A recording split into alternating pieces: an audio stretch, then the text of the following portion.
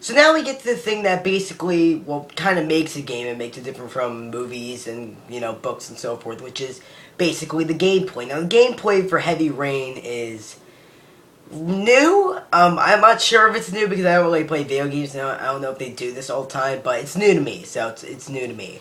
The gameplay for Heavy Rain is very unique and very interesting, very new. That is to me. I'm not sure if they do this all the time in video games. I don't know. But the way Heavy Rain works is that throughout the game, you'll be given certain decisions and certain points where you're like, okay, do I choose to do this? Do I choose to do that? And so on and so forth. And this kind of affects the way that the story sort of unravels and the way that sort of ends.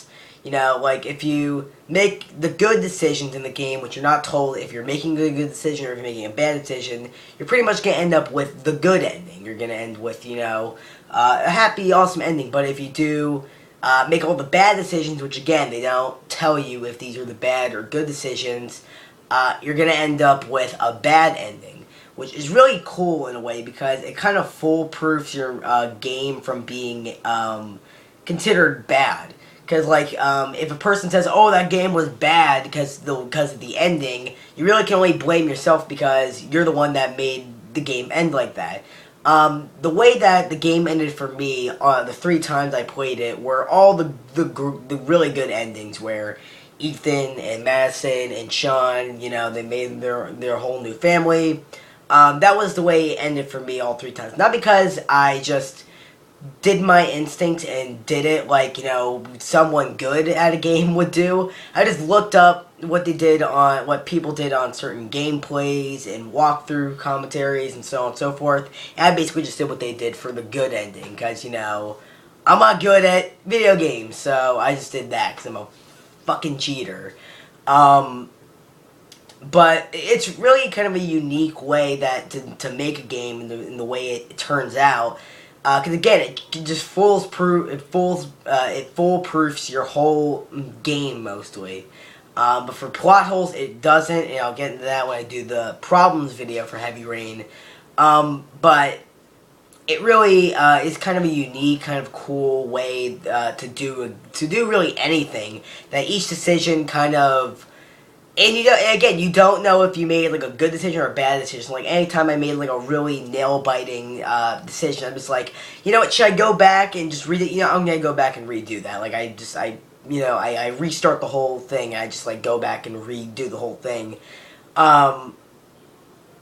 It's very nail-biting. Like, every single time you make a decision, you're just like, was that the right decision? Was that the bad decision? And you just end up just literally biting your nails and pulling your hair out, just wondering, was that good? It's really hard. Several times throughout the game, I was just like, oh my god, that was probably the bad decision, but it ended up not being a bad decision, so I guess that was good. It ended up pretty good for me. I got all the good endings 3 times, because I played the game 3 times, and I basically just did the exact same thing I did before.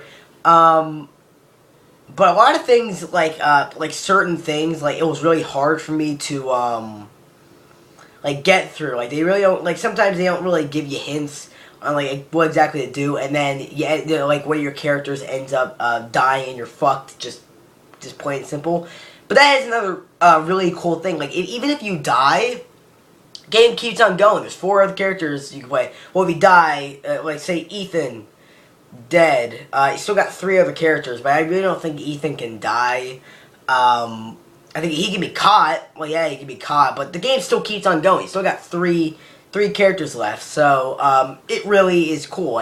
You fail, it keeps on going. It just affects the story in a really bad way, which again, foolproofs your game or whatever in your story, which is really cool. I love the gameplay of this. I really like that. It's very unique, very cool, very new, I guess. I really would kind of like to see that in more video games.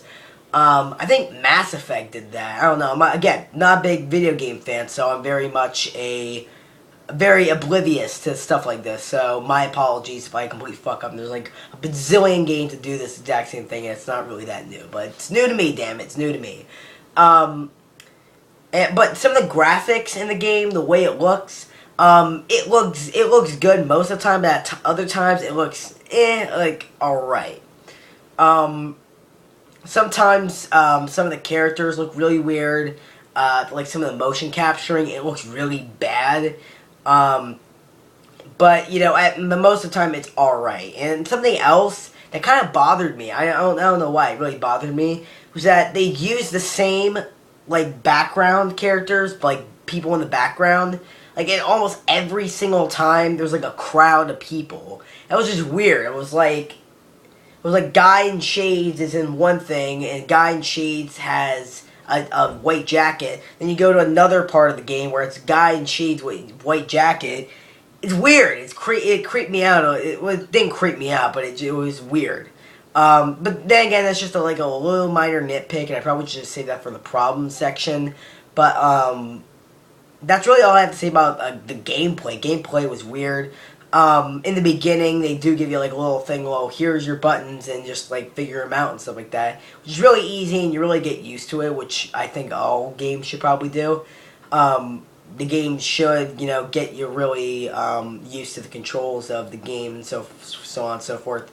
But the gameplay is pretty good, pretty solid gameplay, and it's very unique the way that the story kind of unravels and the way, each decision that you make affects the story and affects the way that your story will end. Very awesome, very unique, very interesting. I kind of would like to see that adapted to more video games, and if so, then that would definitely get me to play it because it gives you more of an opportunity to go back and just replay because you're like, well, what happens if instead of doing this, I did that? And it sort of makes you think, well, how will the story unravel if I do this?